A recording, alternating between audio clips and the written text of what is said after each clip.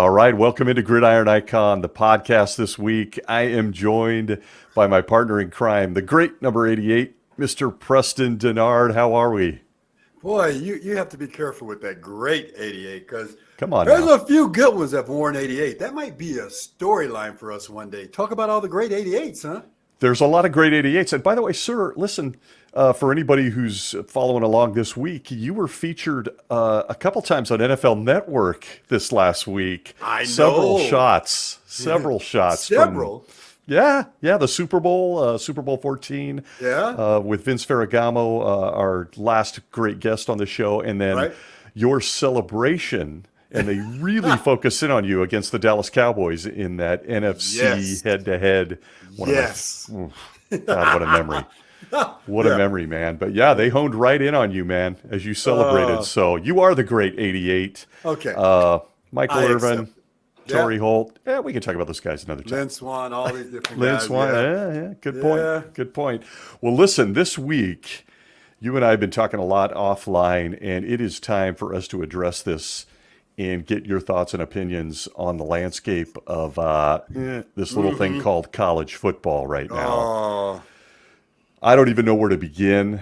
There are so many things to unpack, everything from NILs to transfer portals. But let's start with the college football playoffs, the four teams that landed there. And look, we haven't talked about this. We're saving it up for anybody listening. The four teams that made it and the team that didn't make it, the undefeated team. What are your observations on the state of college football in 2023? well, besides what the actuality is, and besides what has just taken place, everybody has. I've listened to so many commentaries. I've listened to so many different people's comments, and my whole thing that I register with me, it's only one vision that I have. This is just screwed up, and hear me, folks. This is just screwed up the legitimacy of why we play the game. Every coach's theory, encouraging words, discipline, training, vision, reason they went out and recruited you, the reason they put this team together, the reason they're there is they have this joy of building something. And every athlete is promised, you put out, you'll get great results back. And the ability to have a team that goes undefeated, and because America, and I'm going to say America, but because America thinks, and we're winners here, right? Everything's about competition. Everything's about winning. Everything is about conquering. From wars to the Olympics to you name it, we're all about competing. And the best that competes reap the rewards. And the best that represent what the journey in athletics is all about, winning, nobody really says we have to go undefeated. That is the dividend of the hard work that's put in. And if we say you go undefeated, you're unearthed, you are not removed, you haven't been defeated. I don't care if you got a third-team quarterback. What we just took away from Florida State is the ability of a great storyline. We have no idea how that young man would come around and play this next game with a game under his belt for Florida State, but that defense is dominant. You think they wouldn't rise to the occasion? So as an athlete, that ticks me off because everything we work for is for the results of what Florida State had. We weren't worried about television revenue. You telling me that if Florida State ain't in the game, they're not going to fill the house? They're not going to have the viewership? They're not going to have the following as equal as in Alabama? That makes sense to me. The ideal thing is the undefeated teams. And the next team that should have been in there, well, what do we got? You got Georgia with one loss. They lost to Alabama. Well, okay. Does that mean because they're in the SEC, you can jump 4 spots or 3 spots to get in the national? Get me started. It used to be, don't get me started, but get me started because the bottom line of this, it just took away all the desire in an athlete to pursue the greatest platform they could ever be a part of. Those kids didn't do anything wrong. Those kids didn't make a left turn. Yeah. There's no, and controversy. There's no issues going on, right? With their program, clean cut, competitive, great coach, great staff, great following, great university with history. And they are the champs of their conference. And on top of this, they called them a Big Five, top five conference, right? Right. Yes. It's a great conference. Now you're going to tell me, well, we're not so sure we're going to get the ratings or the viewership, or it doesn't look pretty in that particular dress attire. We're not so sure. Are you kidding me? Line up on the daggone field and find out what the game is really all about. I just thought it was a big dig at athletes all across the board who work their butt off, who go to summer workouts, who go to training during the summer camp, who is beat up there all year long, who's got bumps and bruises, who puts out, who does exactly what the game is designed for you to do. And this is how Florida State gets treated. I just don't agree with it. I really don't. Look, it's stunning. I mean, it's absolutely, I get all the reasons why. The reasons why aren't good. You touched on it. It's about money. That's all it what is. This is. This is about money. They literally robbed the college football fan and this entire country of an incredible Cinderella story. Losing your top quarterback in Florida State, having this kid come in, like you said, the defense wouldn't rise to the occasion. I immediately, at the risk of sounding nuts, thought about the 79 Rams. People didn't expect you guys to get into the Super Bowl. We would have been robbed of that story if they just, let's just do Cowboys Steelers because it's great for ratings and money. This situation with Florida State is a shocker, and I think it exposes college football in a really, really bad way. Yeah, it does. And I can't imagine. Okay, so I want to touch on that piece about an athlete. As somebody who played college football, broke records, had great seasons, had seasons you're not as fond of, all that entire journey, what are those kids going through at Florida State right now? I mean, do we expect to see all them enter the transfer portal and get to either Alabama or Georgia because they know that no matter what they do at this point, they're never going to get to the championship? Well, I mean, you hit on something that's very important. Thank you, NCAA, because here's what's going to happen. You have just destroyed the whole quality of NCAA football because now it's contributed to that very thought you just mentioned. Kids are going to start thinking about, oh, well, I could go undefeated at Auburn, but, maybe I won't get in, because I get to the championship game, I'm undefeated, and all of a sudden, I just don't understand how men, and I don't know if women were involved in this decision on the committee, but sounds like it was all men, and sounds like there was 2 or 3 ACC folks on there. I believe so. I just don't understand the whole mindset because the challenge we have is the game has been distorted now. Right. Because the very thought you just mentioned, kids are going to consider that now. They're going to say, oh, well, Florida State's a pretty good darn program, Hall of Famers, you got Heisman winners, you got this, and they've got the makeup of an attraction. But now you're going to have kids rethinking their commitment. I honestly don't think this is going to drive kids to leave Florida State because Florida State's a great program. Who would not want to be there, no matter what the NCAA did and the committee did? But you have a challenge in front of you now because with this transfer portal and all that, that's a riot. And now kids are going to be contributing to that. Who wouldn't want to play at Florida State and go with the same scenario? Now, here's the deal. We'll get to this, I know. But everybody says, well, it's going to be answered now because they're going to 12 teams. I think 12 teams is too many. It should be 8. Okay. That's the quality of the playoffs. It's too many. So what are they going to do? They're going to have diminished regular season schedules for maybe 10 games now? Because you're going to ask kids to play 14, 15 games in a season to play 12 rounds. What if somebody goes all the way? We're talking at least 3 playoff games you got to play unless you're going to give people buys, which they're talking about. I don't like that. Yeah. Because now you got a play-in factor. But that's my whole thing about destroying the whole energy of the athlete. And why? I mean, we already have an issue with the portal, and we already got an issue with kids jumping from here and there, worried about playing time. But when you have a great, I mean, it's not easy to put a great team together, because first of all, you got to have players. Great players make a great team.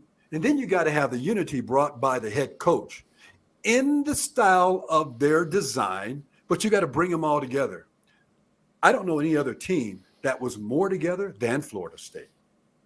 Especially facing adversity, right? Mm-hmm. I mean, losing your quarterback, who was a stud, by the way. Yeah. It's incredible. We've been robbed of a Cinderella story in the interest of cash. I mean, that's all it is. It's TV ratings. You look at this thing, you bring up a really good point. I want to go back to a minute. I didn't realize your thoughts on the 12-team scenario. Mm-hmm. A good point I had not thought of. Where are they going to pull these teams from? Are we going to end up with 3 or 4 teams from the SEC? Is that what we're basically looking at? That's exactly what they're doing. Unreal. They're just building the cookie jar, throwing all what they got in there to meet the criteria of the SEC. That's what I think. Which begs the question then, at that point, is the SEC championship game mean anything? Because if 3 or 4 of you are going to get in anyway, any given Saturday, we'll say that, you're going to have, Georgia and Alabama may face each other twice. Mm-hmm. And then it's a draw. This is really an unbelievable state of affairs in college football. And how did you feel about the coach there at Florida State, Corge Noble, I believe, coming out and having some pretty harsh words? If you're a player in that locker room or just the coach overall, what did you think about that? I think I got robbed. I would think I got robbed. I would think and really respect my head coach. I agree with his reaction, and I support his words, because you just took the main ingredient from athletes, the competitive spirit to reach the pinnacle, and you just pull the plug out from under him, only because of an injury.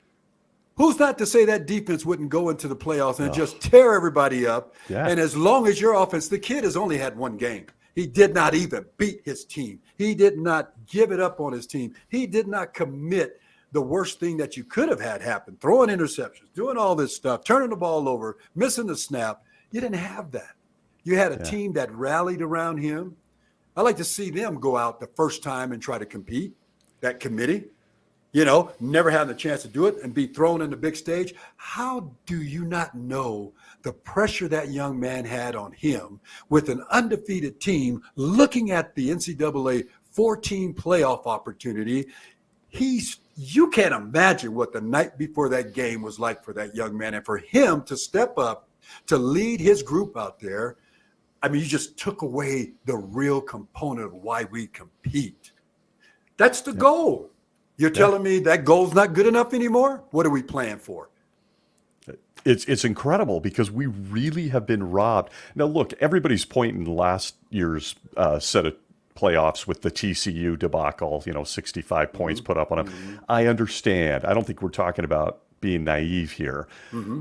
But we don't know. And you took this away from kids and a coaching staff that got that kid ready within days on the biggest stage. We don't know what kind of player, what kind of moment, what kind of anything that would have come out of the opportunity for them to compete as an undefeated team in a 4-team playoff.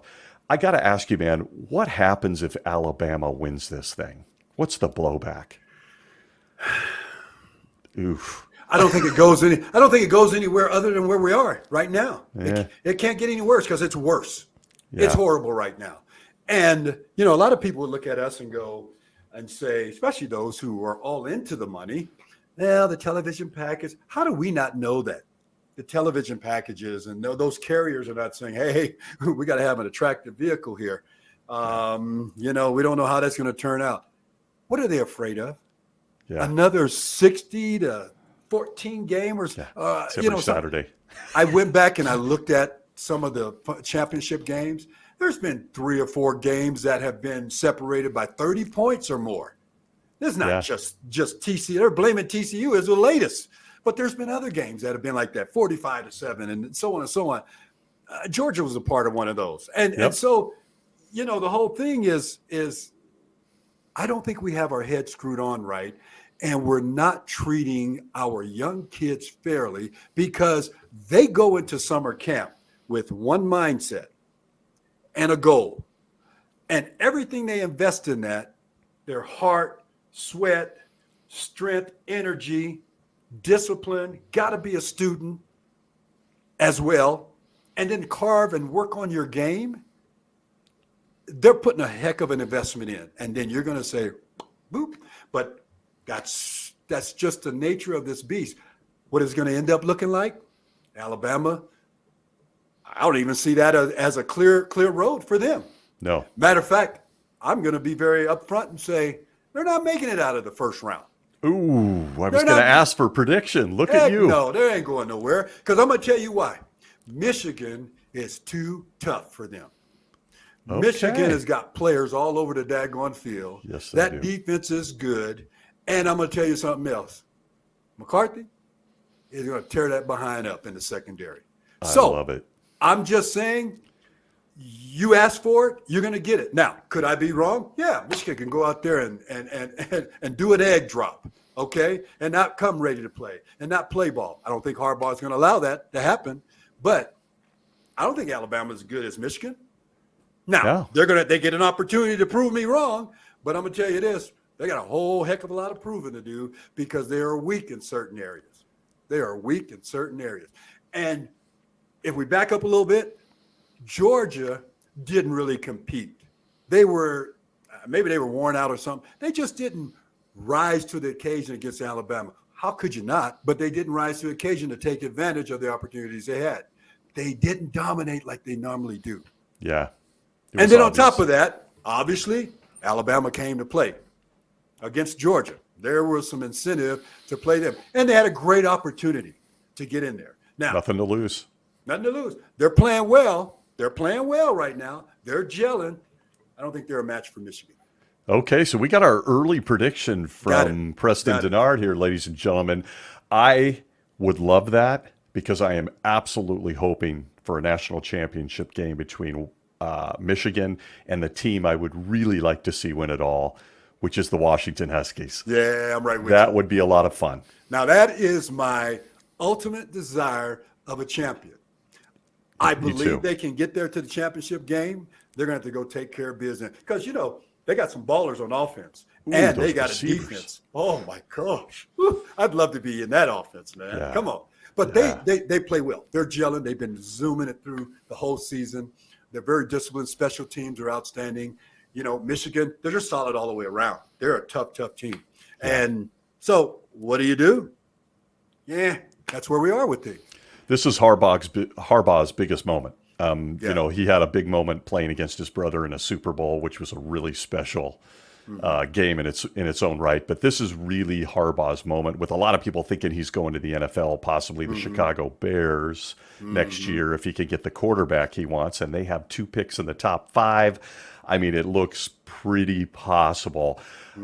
We got our predictions out of the way. We both want Washington-Michigan game. We're hoping for a Washington win. I want to shift gears with you here for a couple of minutes because this is just something that I don't think your generation of player ever could even conceive of. There's rumors now flying that Marvin Harrison Jr., who is unbelievably talented at Ohio State, is thinking about staying in because he's been offered an NIL deal that would rival a top 5 NFL draft pick contract.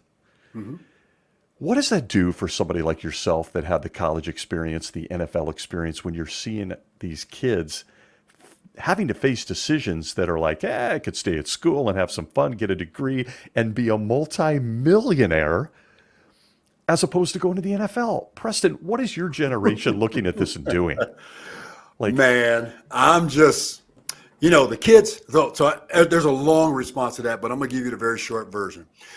There's a kid out there who is a high schooler, and the only thing he's thinking about right now is where he can go make a whole bunch of money. Now, that whole NIL deal is a very unfair vehicle.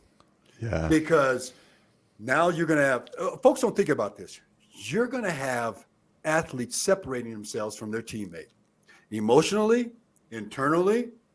The first time somebody blows up on the field, you're going to get a reaction that's like none other. You're going to have kids driving up in Mercedes, and you got another kid that's got to take a bus to get to school or walk to campus.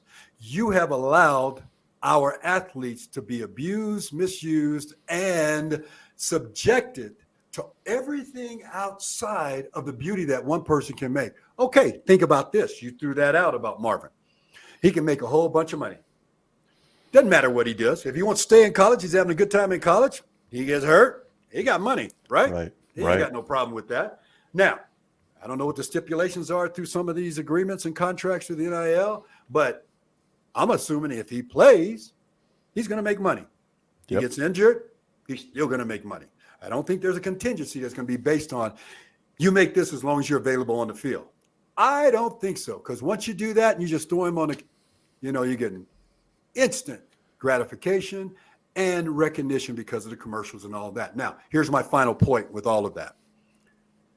Years ago, I'm going to say over 20 years ago, I used to always say college athletes should be paid. Yeah. But what I said was we should have an investment vehicle for athletes who qualify by completing their eligibility at that institution and have an annuity package or something of a $25,000 package waiting on them. That ain't big NIL money. But here's the deal. You just eliminated that transfer portal because a school doesn't have to honor a kid coming to your school and has 1 year left to play and you got to pay him out. No, it's where it originates from. And if you complete that 4 years, then you're eligible to receive that. I think we are messing with the game in the wrong way, and we're separating attitudes. Everybody's already talking about the egos of certain athletes and the way guys are treated and how they're separated by way of, if I don't catch your daggone ball, you don't get to go to the pros. If I can't catch it while you're throwing it, I can't get to the pros. So there's so many intangibles tied to this that really is going to hurt the game. Now, on Saturdays, game time, it's a beautiful thing. We ain't talking about NIL. We ain't talking about transfer. We ain't talking about nothing. We're talking about right there on the screen. Competition, got two teams playing. That's great. But now you walk away from it. Who's walking away from the stadium in a Lamborghini or a Mercedes or a BMW? And you got your other teammates that's got to take the bus to go back to, it doesn't make sense for me because in college ball, it's camaraderie, it's unity, it's building a group. It's all the things that coaches are so important to. Years ago, we had Rocky Long here at the University of New Mexico. True story. And this has been the mindset of coaches over the past. Walk into his office and had a conversation with him once. And I was asked to go speak to the football team. He wanted me to come in and tell him what I was going to say. Right there's an alarm because he's concerned about who's interfering with his program. Because why? He wants to keep the nucleus of his team tight. He wants to keep them zeroed in under his leadership and mindset. He doesn't want any interference to come in to destroy what he's built in unity with his team, right? I get it. I understand it. And he was really concerned about an alumni who's played at the big game level, who has motivated kids, who has directed and trained youth, and has instilled greatness in young people. He's still concerned about what I'm going to say. Wow. I basically told him, come hear what I got to say. So he sent 7 coaches in there to listen to what I had to say to the kids. And they walked away with a great message. But my thing is, that is now out the door because guys can do what they want to do. Yeah. They got to show up at 2:30 or 2 o'clock, whatever time they got to be there for pre-meetings before going out to practice at 3 o'clock, 3:10, whatever it might be. Or if they're practicing in the morning, you got to be there early. So kids still have a responsibility. But you're going to tell me, Coach, we got to do this commercial.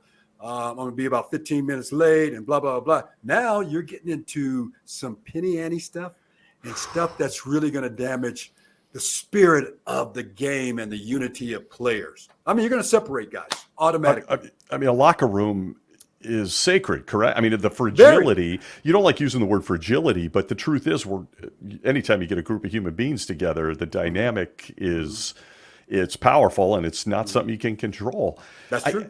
Let me give you an example of this. If you're in Caleb Williams' camp at USC right now, Preston, he's now saying he's not going to play in the bowl game.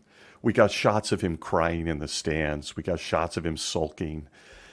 What are you telling that young kid today? That's a tough one. I mean, it's That is tough. a tough one. You can't control it. You cannot control it. Now, that was birthed a few years ago when guys started to say, concerned about injury. I think I'm going to sit out this bowl game. It's Right. not really that important, because I'm expected to be a pretty high pick. Yeah. Well, today, that you can't even base a foundation on even that decision, because kids can make the decision not to play for other reasons. Yeah. Because if they're under an NIL contract and they're going to play a bowl game, and they're eligible to be drafted, junior or senior, or redshirt junior, whatever you want to call them, they have the ability to say, it ain't the bowl game I don't want to play in. I get to make a little bit more money over here and a few more commercials to build up my bank account. So that means, I think I'm going to sit out. That's totally different than being concerned about, I got a great opportunity to go to the next level. I think I'm going to sit this one out, coach. It just distorts the whole mindset of why we compete in athletics, because you're going to have a kid one day. It's going to be the fourth quarter. It's going to be a real tough game. And a kid's going to tell a coach, I can't go in. Yeah. I can't I'm go waiting in. for it. I know. I am Yeah. too. Because he might have got hurt in the first quarter and all of a sudden they're teeing off on him, because I'm going to tell you what else is going to happen. That NIL guy on that other team, and you got players on that other team's defense that all have that and that are just and you don't know how these young kids handle all that pressure, making that money and all that. Yeah. Oh, it's going to be a dog fight. They'll be trying to hurt you. Somebody's going to say, Coach, I'm not going to go in there fourth quarter. You tell me how that's going to fly. You tell me how a coach is going to be able to say, what am I here for? Like you said, the landscape is completely altered. I'll throw in a third one. You've got an NIL deal with Coca-Cola, and the bowl game is hosted by Pepsi. Yep. When are we going to start seeing that nightmare rear its ugly head? And you know what? I mean, hope soon. Yeah. I mean, it's just the amateur status, the romance, the guts, the grit. Folks, we're watching it slip away. So I'm going to throw a couple more rapid-fire college football landscape things at you here in the spirit of our 2-minute drill. Did you ever think there would be a time in your lifetime as a former player where we would see something like the transfer portal? And what is happening in the last week where even the starter for Ohio State, the quarterback, says, I'm out of here. You're at one of the top 3 programs in America, and he wants to go somewhere else. He's talking about Miami. Did you ever think we would see this? It's the most, okay. It's free agency. It's the NBA free agency. I'll just go somewhere else. Well, I'm going to tell you this. It is disheartening.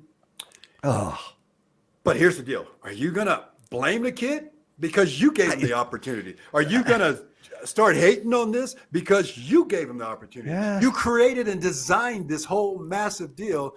You tell me a coach who cannot develop a young man over a year, 2, 3 years to make him the best player he can be. I'm going to always ensure you that even these kids that transfer are never going to improve to the level they need to improve. oh yeah. They're not. They Bouncing don't have around. time. Yeah. Yeah. I mean, what does a red shirt mean anymore? Who cares? I Right. mean, it's literally altered the landscape of this incredible Americana. Yeah. College football is a romantic, dynamic. You lived it. You played in it. You've coached. I mean, Saturday mornings, the rest of this country, a great millions of people get up just to be a part of the spirit of college football. And we are seeing something. I don't know if we'll be able to put this genie back in the bottle. No, you're right. So at the final shot here in our college football show during the holidays, I got to ask you this. Yeah. And you played against some of these guys. This situation that's going on with Deion Sanders the last 72 hours, he's getting players now getting onto podcasts and doing interviews where they're saying he's heartless, he doesn't care about us, he won't even look me in the eye. These really negative interviews about arguably one of the top 10 greatest football players to ever put on a helmet. What's your take on this? Are we turning into wimps? I guess I used a nice word, people. You did. You did. I mean, I'm guessing you faced a few tough coaches in your lifetime. Oh yeah, I had a coach my senior year after leading the nation a couple of years and being in the top 10 receivers and all through my 4 years in college. And I had a coach my senior year, a receivers coach, decide not to start me in a game my senior year, a veteran, a leader, not to start me in a game because I graded out at 97%. Another guy on 14 plays graded out 100%. And I played 47 plays, right? And he's played 14 plays because he's 3% higher than me in grades. He gets to start. And the head coach about midway through the first quarter said, get Preston in there because we need to have our player. We need to have our veteran. We need to have our baller in there, the guy that leads the conference and top of the nation. Because a coach had a mindset of his discipline of how he's going to reward players. It didn't matter if I played 100 plays and this kid played 2. Okay, I said that to say this. Does that give me grounds to say, I'm going in the transfer portal? Because I don't like the way that coach used me. Of course, it's my senior year, but what about a kid who's an underage? That's where this thing is going. Yeah. Because you may have screamed at me on the field. I don't like that as a player. And, players are a little sensitive sometimes. They're in the transfer portal. They're out of here. Yeah. But what happens here's the other side that people don't think about. What about that young man that jumps in the transfer portal? Nobody takes him. Oof. He can't find a home. Rarely discussed. I'm just saying. It happens, doesn't it? It does happen. It does happen. You don't hear about it, but there's a lot of kids that have been left out in the cold. And what's going to happen if they can't go anywhere and they turn back to that old program they were going to walk away from? How's the team going to receive them? How's the mindset of this coaching staff? Can I depend on you? All those dynamics are changing, Stace. And it's unfortunate that the game that I love is taking this turn. I'm not jealous about the money. Wish all my boys could have played college ball when they played. I wish my fourth son who just finished college ball would have been paid. But you know what? There's ugliness in coaching. There's ugliness with programs. And that's just the nature of the individuality as far as that person leading the program. But I can tell you this, the way it's going is going to screw our game up. And here's my last little thought. Now they're talking about going and designing these super conferences and eliminating these 2 different divisions. And so what? You're going to give a national championship to the subdivisions or whatever your lower tier is. And then these group of 5 or whatever is going to have their own championship. You just separated the ability for the underdog to go and to upset the big dog. How many? We've had that Appalachian State. Come on, you're telling me they won't be able to play Michigan and upset that behind? You got to be kidding me. That's what we as athletes want to see. We want to see that underdog go and compete against an Alabama or an Arizona State or a Washington or a SC. I remember San Diego State years ago, the first time they busted USC's behind on TV. SC had to, you better start recruiting in your backyard a little better. Yeah. But that's what they are running away from. We won't have the same. And here's the other thing I want to throw out at you as we end this show. All these different teams, like the Alabamas and all these big groups, they all always throw in 1 or 2 of the little cheapy games that they got to pay $1 million or so out to somebody to come. Like Auburn had New Mexico State go and play them. New Mexico State beat that behind. And they're home. That's what we want to see. That's the ability we want to have. But now you want to separate them? Yeah, it'll probably be better competitive ball at that level anyway, because you're going to have everybody else beating themselves up at the next level. I don't know. That's just my take on it, my friend. I'm not in agreement with it. I'm not in agreement with the Final Four of these teams like that. Everybody, you're a Bama hater. No, I'm a structure hater. I'm a design hater when you tear that up and our kids don't have anything to sink their teeth in now. Yeah. Yeah. Why? I mean, you heard it from the coach of Florida State. Why do we bother playing the games anymore? Let's just skip right to the end and put the same 4 teams in for the money. There's no way to argue that point. Just for the record, as we close this week, I'm in the same camp you are. I think you alluded to it much better than I did throughout this episode, that they're taking away something special that you can't regain. You can't, the Cinderella opportunities, the guy you never heard of that made this play that just you never forget the rest of your life. It's all gone now in the interest of big money, commercialism, and everybody trying to get a piece of the cash. And it's a real shame, because college football might have been, I'm not naive. I realize, like you said, there's ugliness everywhere. But college football might have been the last great frontier. I mean, now we're going to start sliding back into Friday Night Lights in high school, and we even know that is beginning to become a different world. So amazing thoughts, my friend. Thank you. And thank you to our audience here at Gridiron Icon as we move throughout the holiday season here. Not as many guests, because we are big on family. So everybody's spending time with family and re-energizing. But we had to get your take on college football, number 88. Yeah, we do. By the way, I've got my own NIL contract, and Donald Duck and I are going to have a great time today. Wow. Juicing it down. Donald Duck apple juice? Is this Donald Duck apple juice, baby. You see that? Okay, I'm upset. I don't have an NIL, so now I need one. Hey, Oregon Ducks. By the way, that's going to be a heck of a game.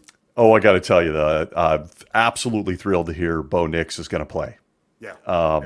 I think he's going to be a really nice player at the NFL level if he can get in a San Francisco, Detroit Lion, Cincinnati Bengal type offense. He might be a special guy at that next level too. You got it. Yeah.